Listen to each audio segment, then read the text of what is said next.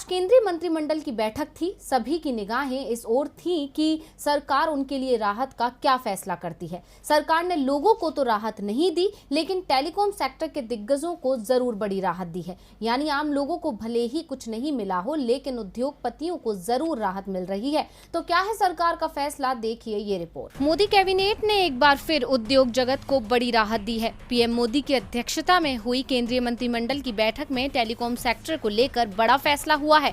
Telecom sector अब पूरी तरह से विदेशी कंपनियों के लिए खोल दिया गया है। इस सेक्टर में अब 100% एफडीआई को मंजूरी दे दी गई है। यानी अब विदेशी कंपनियां बिना किसी रुकावट के भारतीय टेलीकॉम सेक्टर में निवेश कर सकती हैं।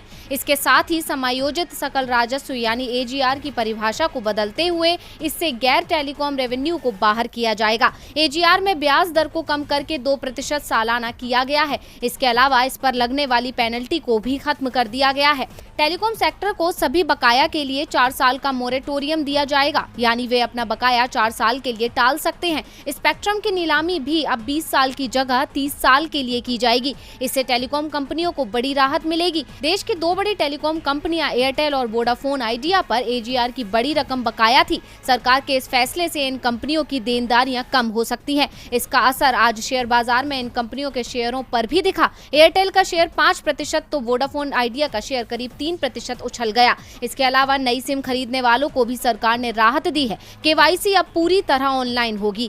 सिम लेने या पोस्टपेड से प्रीपेड कराने जैसे सभी कामों के लिए अब कोई फॉर्म नहीं भरना होगा। इसके लिए डिजिटल केवाईसी मान्य होगी। सिम लेते वक्त दिए गए डॉक्यूमेंट्स जो वेयर हाउस में हैं, उन्हें भी डिजिटलाइज्ड किया जाएगा। इसके अलावा सरकार ने ऑटो और ड्रोन सेक्टर के लिए 26,058 करोड़ रुपए की पीएलआई स्कीम को मंजूरी दे दी है।